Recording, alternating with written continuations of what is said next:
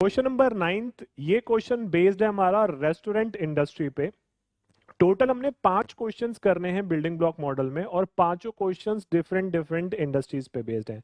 और इसी को देखते हुए मैंने आपके लिए एक पेपर प्रिपेयर किया है जिसमें industry wise building block model prepare किए हुए हैं, जहां आप meaning of each blocks with performance measures देख सकते हो, जो आपको बहुत ज्यादा हेल्प करेंगे क्वेश्चंस को अटेम्प्ट करने के लिए। 5 क्वेश्चंस पांचों डिफरेंट इंडस्ट्रीज पे बेस्ड हैं।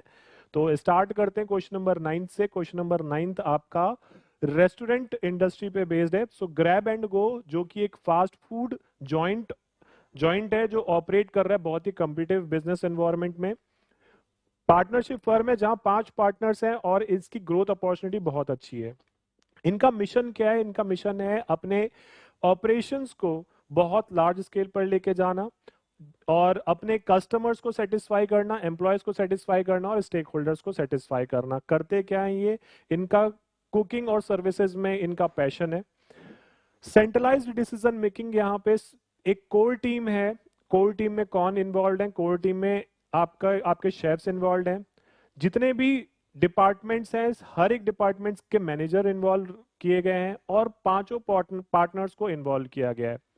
साथ ही साथ ये डिसीजंस क्या लेते हैं, किन चीजों पे डिसीजंस लेते हैं जो बहुत इंपॉर्टेंट एरियाज हैं, लाइक मेन्यू क्या होगा, तरीका क्या होगा प्रिपेयर करने का, प्रोडक्ट की प्राइसिंग क्या होगी, फाइनेंस क्या होगा, और मार्केटिंग और एडमिनिस्ट्रेशन। इंप्रूवमेंट के स्कोप्स दिख रहे हैं। ग्रैब एंड गो को 3 एरियाज दिख रहे हैं इंप्रूवमेंट के स्कोप्स। पहला है आपका हेल्दी मेन्यू ऑप्शन, अगर ये प्रोवाइड करें तो इन्हें कंपीटिटिव एज मिल सकता है। क्यों? क्योंकि एक जर्नल सर्वे हुआ है जहां ट्रेड मैगजीन्स ने नॉर्मली पीपल्स का ओपिनियन लिया, और प्रीडोमिनेंटली ओपिनियन क्या आया कि जितने भी टाउन्स में फास्ट फूड जॉइंट्स हैं वो अनहेल्दी हैं। तो अगर कोई restaurant healthy menu options provide करता है without compromising the taste and presentation of the food item, the customer will prefer that. तो एक बहुत अच्छा अपॉर्चुनिटी अगर हेल्थ मेन्यू ऑप्शन प्रोवाइड करते हैं। साथ ही साथ ऑर्डर टेकिंग सिस्टम, अभी तक ऑर्डर टेकिंग सिस्टम जो है वो मैनुअल है। इवन ग्रैब एंड गो भी मैनुअल सिस्टम फॉलो करता है, जहां जो ऑर्डर टेकिंग स्टाफ है वो पेन से पेपर पे नोट डाउन करता है, और वो फॉरवर्ड किया जाता है शेफ को किचन में, और शेफ उस पेपर के बेसिस पे ऑर्डर प्रिपेयर करता है, और फिर अगेन इंटीमेट करता है डिलीवरी स्टाफ को। वो डिलीवरी स्टाफ टेबल पे जाके अपना ऑर्डर डिलीवर कर देता है, राइट। इसमें बहुत सारे एरर्स होते हैं, और कई बार कस्टमर को लेट भी होता है, और लेट होने के वजह से उसे खाना ठंडा मिलता है, जिससे कि एक पूरा जो एक्सपीरियंस है आपका डाइनिंग का वो खत्म हो जाता है। तो कस्टमर्स डिससेटिस्फाइड कहीं ना कहीं फील करते हैं। पेमेंट ऑप्शन की बात करें, पेमेंट ऑप्शन आजकल कैश कस्टमर कैरी करना प्रेफर नहीं करते, क्योंकि आज प्लास्टिक मनी का टाइम है, ई वॉलेट सिस्टम है। तो कहीं ना कहीं ग्रैब एंड गो को पेमेंट सिस्टम भी अपना इंप्रूव करना पड़ेगा। There are 3 scopes. Now partners ने क्या डिसीजन लिया? सबसे पहला डिसीजन इन्होंने लिया कि जो भी कस्टमर के कंसर्न है उन्हें एड्रेस किया जाए। बी इट मेन्यू, अपने मेन्यूज में जो ऐड करना है वो हेल्थ कॉन्शियस आइटम्स ऐड करने हैं। फिर डाइनिंग, जो आपके ordering, delivering and payment system है, उन सबको बेहतर करना है, जिससे कि अपने कस्टमर को एक अच्छा एक्सपीरियंस दे सके। सेकंड पॉइंट है पार्टनर्स डिसीजन में कि आपको प्रॉफिटेबल बने रहना है। 25% का इन्हें आरओआई अर्न करना है अपने कैपिटल पे। थर्ड इनका ये डिसीजन रहा कि जो भी अगर एक्सपेंशन किया जाएगा वो लोन बोरोइंग करेंगे, या अपने कैपिटल का डायल्यूशन नहीं करेंगे, कैपिटल के साथ कोई छेड़छाड़ नहीं करेंगे, कैपिटल स्ट्रक्चर में कोई चेंजेस नहीं होंगे। जो भी एक्सपेंशन होगा वो बाहर से लोन दिया जाएगा, बैंक से लोन लिया जाएगा, राइट। ये पार्टनर्स के 3 डिसीजंस थे। देन एक्सपेंशन की बात करें तो एक्सपेंशन जो है वो एक्सपेंशन उन एरियाज में कर रहे हैं जहां पे अभी तक इनके कोई आउटलेट्स नहीं है। फ्रेंचाइजीज के थ्रू जा रहे हैं अपने स्टेक होल्डर्स को इन्वॉल्व करते हुए, और अनऑर्गेनाइज्ड मार्केट सेगमेंट में ऑपरेट करते हैं जहां इनके पास कोई क्लियर इंफॉर्मेशन नहीं है कि ओवरऑल रेवेन्यू मार्केट में कितना है, क्वालिटी की बात करें तो अभी तक पास्ट में क्वालिटी जो है वो क्वालिटी से ग्रोथ आपका आ रहा है, मींस क्वालिटी है तो ग्रो कर रहे हैं ये grab and go, and management यही चाहती है कि फ्यूचर में भी ये अपने हाई क्वालिटी स्टैंडर्ड्स को मेंटेन रखें across all branches and franchise, कहीं हर एक जगह सेम स्टैंडर्ड्स मेंटेन करें क्वालिटी के रिगार्डिंग। इसके लिए इन्होंने एश्योर करने के लिए क्या किया, internal quality control department setup करें और एक्सटर्नल सर्टिफिकेशन जितने भी हैं वो सारे मीट किए जाएं। क्वालिटी यहाँ पे दोनों को ही कंसिडर किया गया, आपके food quality and as well as service quality. Work culture की बात करें तो क्योंकि अब एक्सपैंड कर रहा है तो सबके पास एक बहुत बेहतर अपॉर्चुनिटी है, लर्निंग पॉइंट ऑफ व्यू से भी और अर्निंग पॉइंट ऑफ व्यू से भी, राइट। क्वेश्चन की रिक्वायरमेंट अगर देखें तो क्वेश्चन में ये कहता है कि आपको एडवाइज करना है, क्या एडवाइज करना है, पार्टनर्स को एडवाइज करना है कि building block model at grab and go कैसे इंप्लीमेंट किया जा सकता है। ये क्वेश्चन आप एक्सपेक्ट कर सकते हो 20 मार्क्स का अपने एग्जामिनेशन में, राइट। तो पूरा पूरा बिल्डिंग ब्लॉक मॉडल बताना है, लेकिन सबसे इंपॉर्टेंट पार्ट क्या है आपका, सबसे इंपॉर्टेंट पार्ट ये हुआ है कि आप अपने आंसर की प्लानिंग कैसे करते हो। आंसर की प्लानिंग करने के लिए आपको पता होना चाहिए मार्क्स कितना है, 20 मार्क्स। तो 20 मार्क्स में से आपको पता है कि एक ब्लॉक जो है वो काफी इंपॉर्टेंट ब्लॉक है, वो ब्लॉक है आपका डायमेंशन ब्लॉक। डायमेंशन ब्लॉक में आपके 2 रिजल्ट्स हैं और 4 डिटर्मिनेंट्स हैं, टोटल मिला के 6 पॉइंट्स हैं, और 6 पॉइंट्स को मैं अगर मार्क्स वेटेज दूं तो 12 मार्क्स तो कहीं नहीं गए, 12 मार्क्स का आंसर मुझे डायमेंशन के लिए लिखना होगा। देन उसके बाद क्या, स्टैंडर्ड्स में 3 पॉइंट्स हैं और आपके रिवॉर्ड्स में भी 3 पॉइंट है, तो 3 मार्क्स स्टैंडर्ड्स के लिए, 3 मार्क्स रिवॉर्ड्स के लिए मैं एलोकेट कर देता हूं।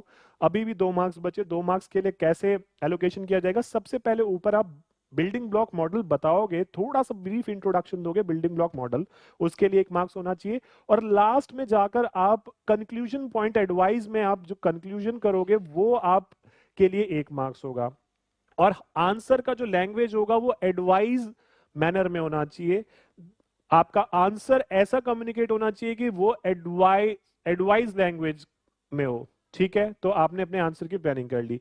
इसके लिए मैं आपको बता दूं मैं आप लोगों के साथ क्या शेयर करने वाला हूं, मैं शेयर करने वाला हूं आप लोगों के साथ ये इस तरह से हर एक इंडस्ट्री के ऊपर ये पेपर प्रिपेयर किया हुआ है जो कि बिल्डिंग ब्लॉक मॉडल्स डायमेंशंस हैं, जो तीनों ब्लॉक हैं, तीनों ब्लॉक में आपको परफॉर्मेंस मेजर देखा जाए तो रिजल्ट सेम रहने वाला है, स्टैंडर्ड और रिवॉर्ड सेम रहेगा, और जो आपका चेंज हो रहा है ना वो चेंज हो रहा है आपके डिटर्मिनेंट्स, राइट। डिटर्मिनेंट्स हर एक में चेंज होंगे क्योंकि इनकी क्वालिटी के परफॉर्मेंस मेजर्स हर इंडस्ट्रीज के अकॉर्डिंग चेंज होते हैं। तो ये एजुकेशनल इंस्टीट्यूट के लिए भी प्रिपेयर किया है, कोरियर कंपनी के लिए भी बताया है, होटल के लिए भी बताया है, हॉस्पिटल्स के लिए भी बताया है।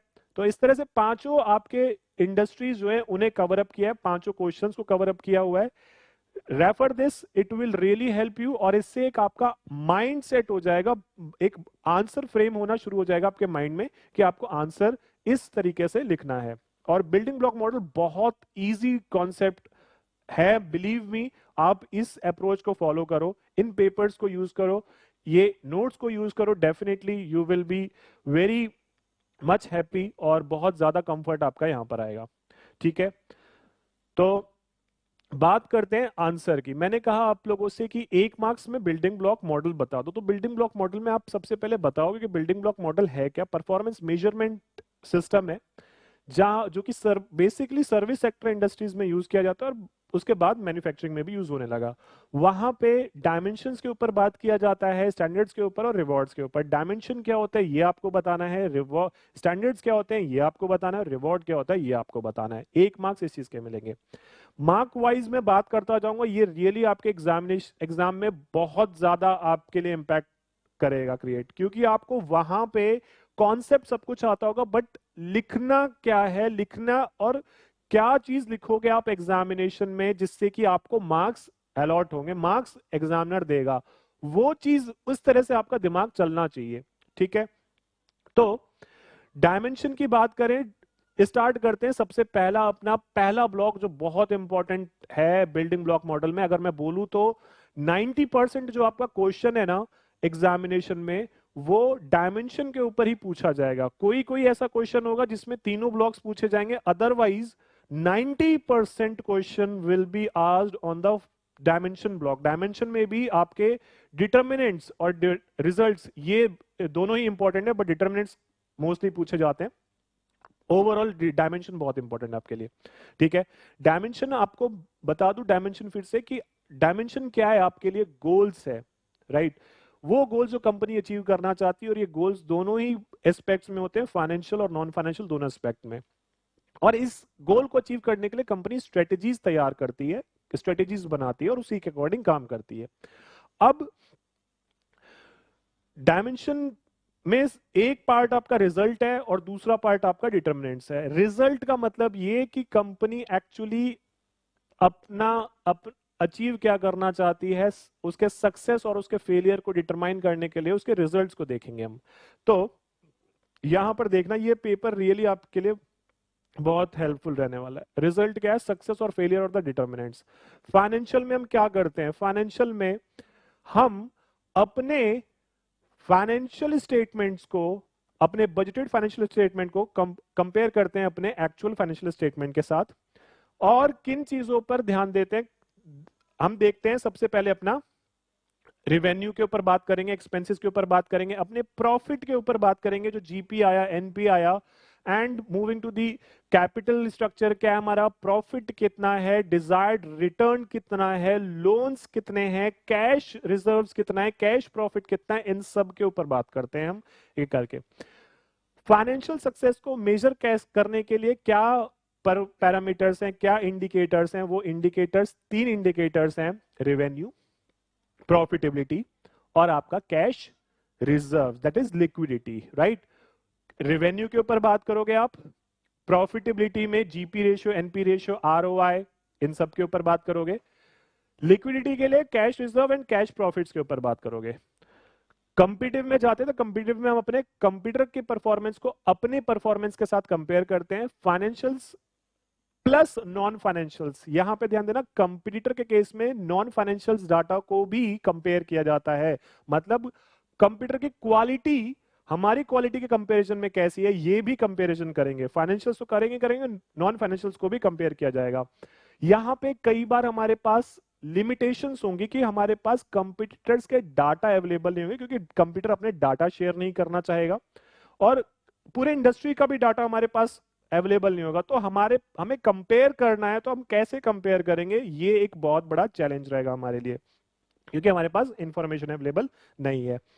परफॉर्मेंस मेजर, कैसे हम अपने कंपटीटर से एज गेन कर रहे हैं, वो कैसे पता चलेगा, उसे पता करने के लिए हमारे पास इंडिकेटर्स क्या हैं, दैट इज केपीआईज क्या है, परफॉर्मेंस मेजर्स क्या हैं, वो क्या होंगे, हमारा market share, sales growth, increase in customer feedback, quality, ये सब चीजें हमें क्या बताएंगे कि हम कैसे अपने कंपटीटर से एज गेन कर रहे हैं, कंपीटिटिव एडवांटेज गेन कर रहे हैं, ये हमारा कंपीटिटिव सक्सेस होगा, राइट।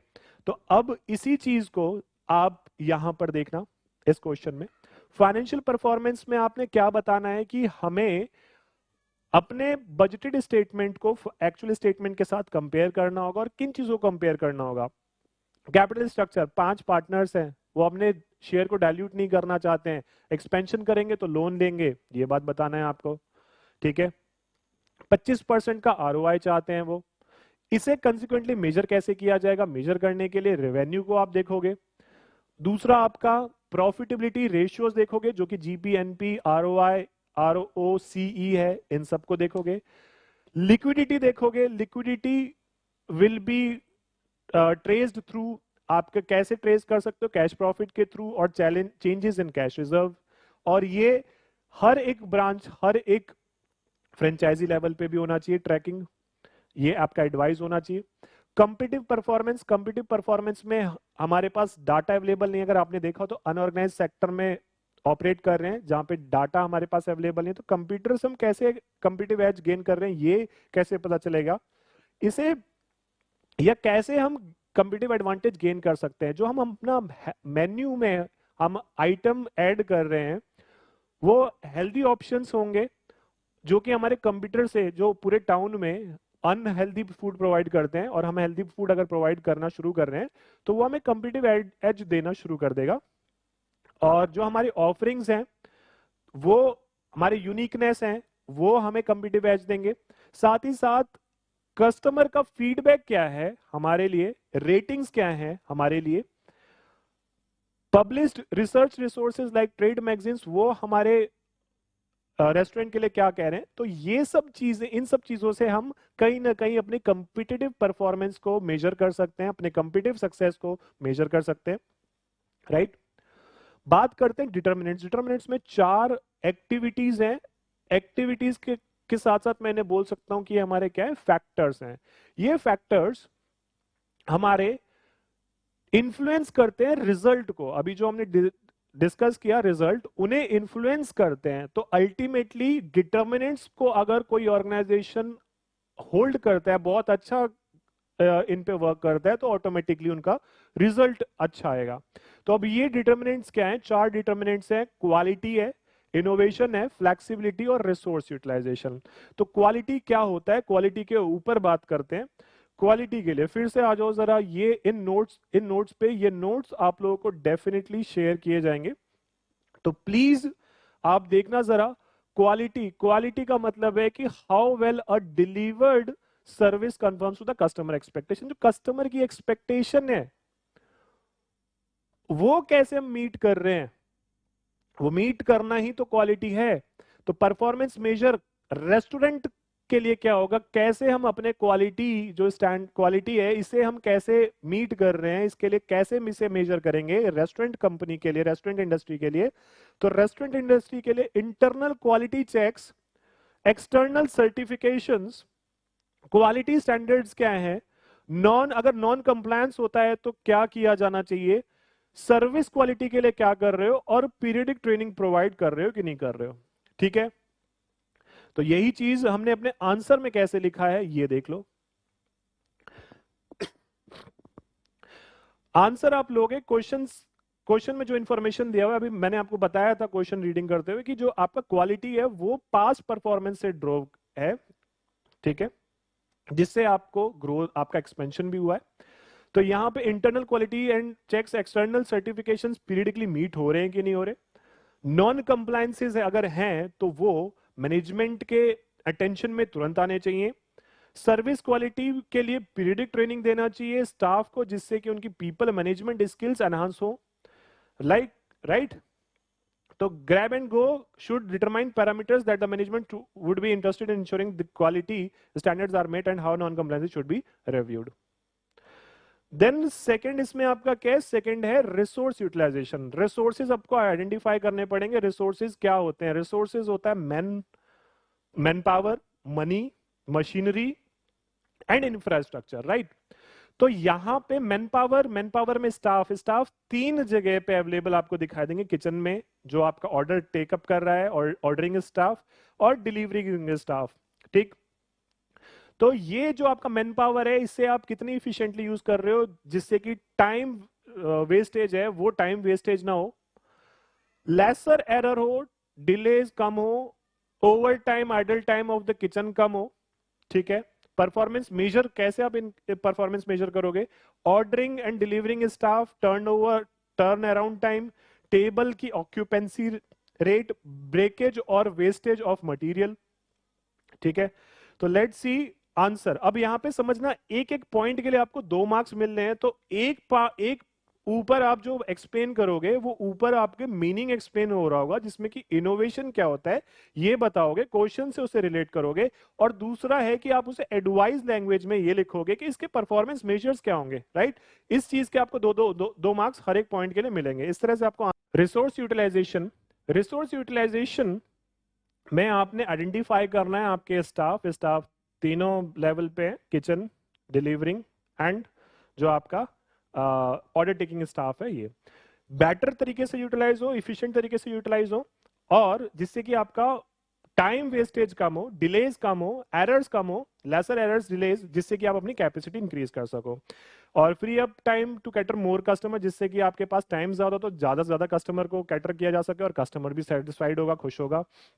और कहीं ना कहीं मेजर करने के लिए आप क्या करोगे, टेबल ऑक्यूपेंसी रेट, ब्रेकेज और wastage of material. Here again the management should chart out the appropriate dimension that will help to track the resource utilization. Then इसके बाद आपका है इनोवेशन के ऊपर। इनोवेशन क्या होता है? इनोवेशन देखना, innovation is what experimenting with appropriate inputs which make them healthy or should satisfy the taste and preference or innovative efforts from the chef। मतलब कुछ नया ऐड करने, नए प्रोडक्ट्स को इंट्रोड्यूस करना, लॉन्च करना, ऐड करना मेन्यूज में, और जो कि वो हेल्दी ऑप्शन होने चाहिए, क्योंकि क्वेश्चन में पहले ही बताया हुआ था, तो यहाँ पे हेल्दी ऑप्शन होना चाहिए। Okay right.